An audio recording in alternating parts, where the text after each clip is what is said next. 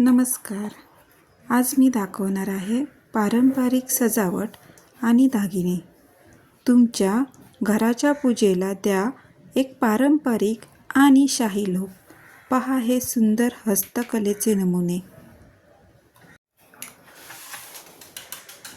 लहान पूजेपासून ते मोठ्या सणापर्यंत ही पैठणी स्टाईल असणं आणि तोरणं तुमच्या घराची शोभा वाढवतील.